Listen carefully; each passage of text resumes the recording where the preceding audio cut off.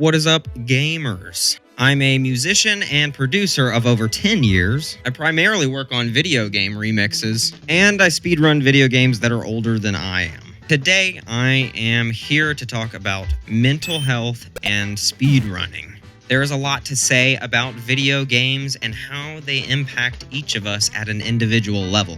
Today, we'll be looking over some of the multitude of benefits to the passionate world of speedrunning and mental health. The first aspect we're going to cover is how speedrunning's core components are great for the mind and the body. But to introduce speedrunning, we first need to talk about sports. So let's draw on some familiar topics that we can relate speedrunning to. On the surface, the most infatuating component of speedrunning lies in its physical form due to the nature of gaming as a medium, and the dexterity required to pull off these highly skilled maneuvers. While ludicrous at first glance, speedrunning calls upon consistency and precision. Speedrunning can look at times like gamers are altering and breaking the game at will.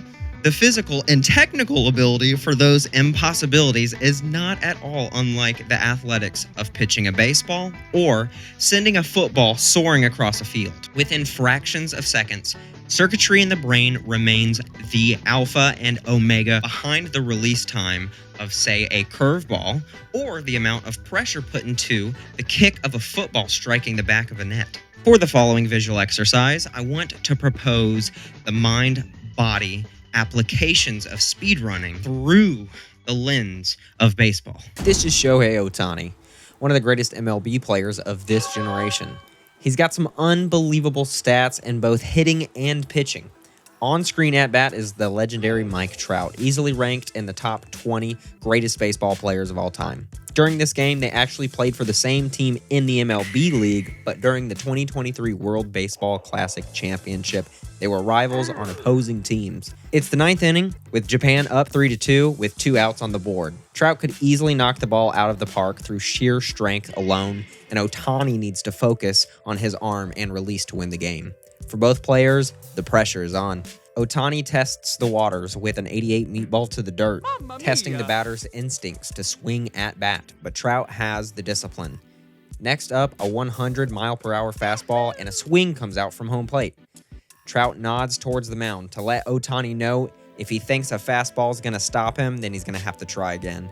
Another fastball with a cut outside the box, but no swing from Trout.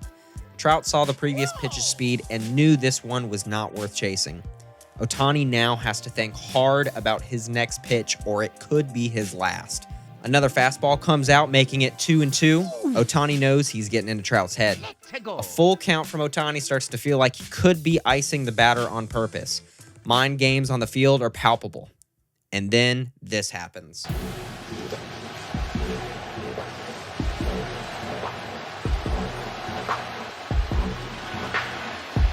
Ohtani's ready. Trout's ready. 3-2. He struck him out! Ohtani strikes out Trout, and Japan's back on top of the baseball world.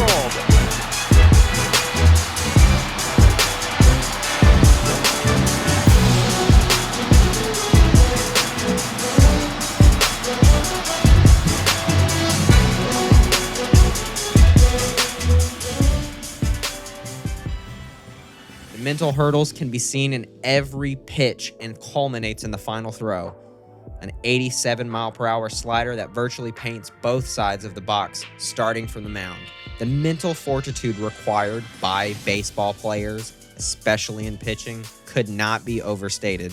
In baseball, you could have the strongest arm in the world, but if you can only pitch a 98-mile-per-hour fastball, you're going to have your work cut out for yourself. With an extended repertoire of pitches, like a curveball or a slider, baseball players must learn how to approach the game to take home the W. In a similar fashion, in speedrunning, runners may have to quickly defeat bosses or find themselves up against intentional barriers put in place by developers, both enemies of the objective for speedrunners. is an interesting aspect to Gelato Beach, however, that doesn't apply to any other world in the game. The episode 8 Shine, the Watermelon Festival, exists in every episode of the world. Since the beginning of SMS speedruns, people would occasionally theory craft ways to clip into the glass and collect the shine in episode 1. Gelato Beach skip? Oh my god. Then one day, along comes the Spyro speedrunner. That's right, the long sought-after Gelato Beach skip, or GBS, was found on February 21st, 2014 by Tobal1, who doesn't even run SMS. This just goes to show that sometimes, having a fresh pair of eyes is exactly what you need to solve a problem. And if he or she is already a talented glitch hunter, that also helps. While this may seem like an obvious solution, the reason it took so long to find was due to how precise the setup is. Not only does the angle require you to grab a straight edge and align the camera forward, but you must align the camera from this direction rather than this direction, otherwise it still won't work. It is also required by speedrunners to analyze varying methods and overall strategies for enhancing their skill set to ensure victory and at a consistent rate. These nuanced differences are not at all unlike how pitching or hitting can affect the game of baseball. For both baseball players and speedrunners, these types of hurdles are common. For both forms of athletes, maintaining multiple angles of approach to the game are common when striving to be the greatest to ever play their game or simply trying to become masters of their respective crafts. While baseball may be more demanding on the body, this type of mentality gives us a strong idea of how traditional athletes and esports athletes approach the mind-body problem and ultimately can excel in their positions. They both must always be utilizing the wealth of knowledge they gain through their applied wisdom. Beyond a reasonable doubt, this solidifies speedrunning as an overall mental health positive. Even after looking at other commonly known athletics, any exercising of the brain or the body at higher levels of the game can be exhausting as well as exhilarating. But the freedom to determine your own pacing in speedrunning could even be looked at as a stronger case for understanding the mind-body problem.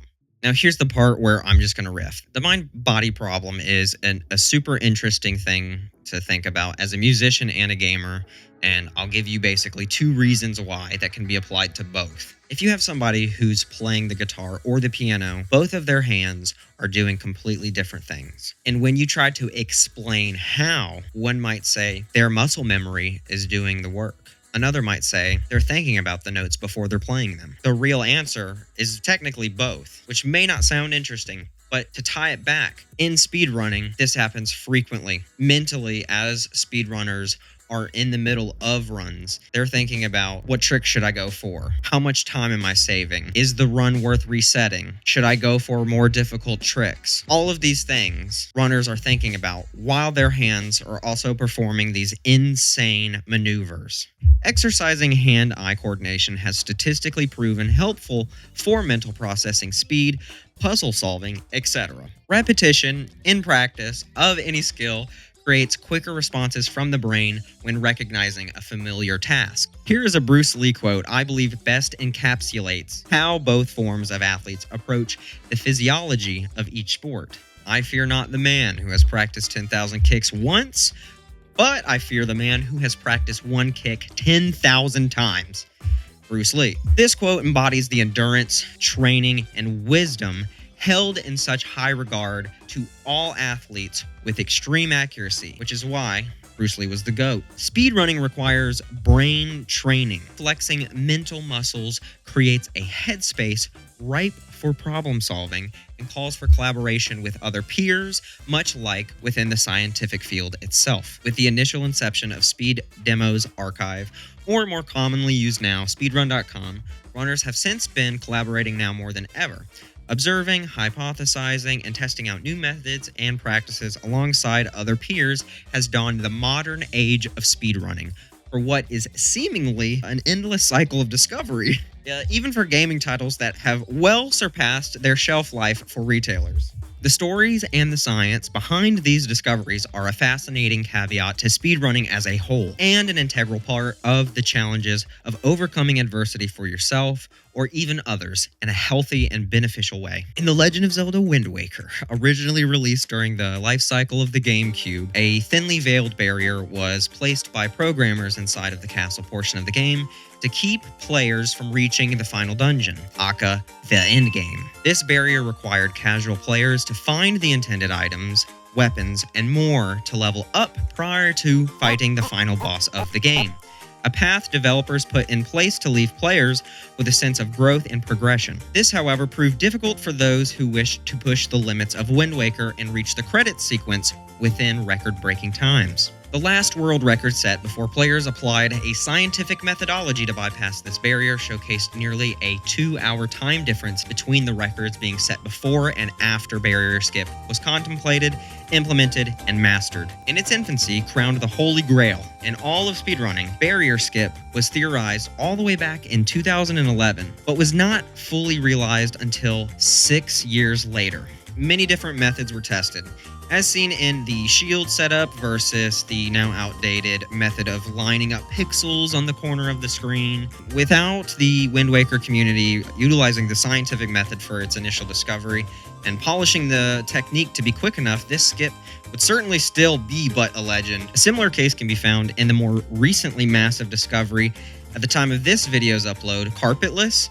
This is a trick that was once known only as feasible by programmable means, aka tool-assisted or TAS, but has become a reality after decades of being something online users typed into chat rooms to aggravate live streams of Mario 64 runs. Barrier skip and carpetless were formerly ideas, hypotheses, until the right angles or calculations were found to surpass the obstacles considered beyond their means, which is absolutely incredible. Many times, we see these communities band together to solve problems for one another, ultimately leading them to share in the benefits of overcoming obstacles together. This sense of belonging can be an extremely positive benefit to speedrunning as a whole and mentally at an individual level. This level of cognitive and critical thinking by runners can be traced back to any number of studies on why keeping the mind sharp can be a crucial factor in leading a prolonged and healthy lifestyle. The benefit of video games has always been apparent, but what is required in breaking down a piece of software into frame-perfect equations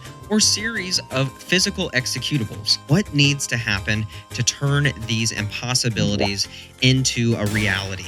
Any point during a run, runners require the need for critical thinking and improvisation in their toolkit. These skills have real-world applications. Having these tools certainly translates to benefiting us in our busy work, social lives, and even our interpersonal relationships. Both critical thinking and improvising culminates in the form of backup strategies, researching technical mechanics of the game, and applying vast knowledge with quick reflexes. Life throws us curveballs all the time, even if these moments are unprompted. Having this quick wit or working with the tools you already have is constantly required. The positive mental aspects of applying this knowledge can be further strengthened when we introduce the concept of categories and randomizers to the world of speedrunning. Categories known as any percent or 100% are prime examples of how runners may choose rule sets that best fit their capabilities. These categories can ask runners to meet win conditions simply as fast as possible, or to comb over all the optional tasks set by the developers in record time as well. With the added challenge of randomizers to these categories, a new personal assessment of these skills moves to the forefront of speedrunning. No two randomizer runs ever look exactly the same, due to them being generated by extra software with multiple settings and switches to randomize a plethora of options. A randomizer may swap enemy or item locations. It also may increase or decrease the health meter of all the boss fights. These random settings can be determined beforehand by runners to increase the difficulty of the game they know from the inside out. These quick thinking and quick draw on the fly like skills are commonly less utilized with the passage of time. Randomizer runners willingly accept these challenges or curveballs more frequently than not, keeping a constant need for critical thinking and improvisation at the helm of their toolkit in runs and real life as well. There's many aspects that I could speak on, like routing options, blindfolded runs, and more, but I think these examples provide at least some insight as to why I love speedrunning and how I've seen improvements in the lives of gamers with a need for speed. With each aspect of speedrunning, there lies an underlying motivation for improvement and a need to face the challenges of adversity with guile or a sense of emboldenment. Really hope anyone watching this appreciates the video. Make sure to subscribe to me for more speedrunning content and Theology to watch more on video games and mental health. Thanks for watching. I'll see you in the next one. Peace!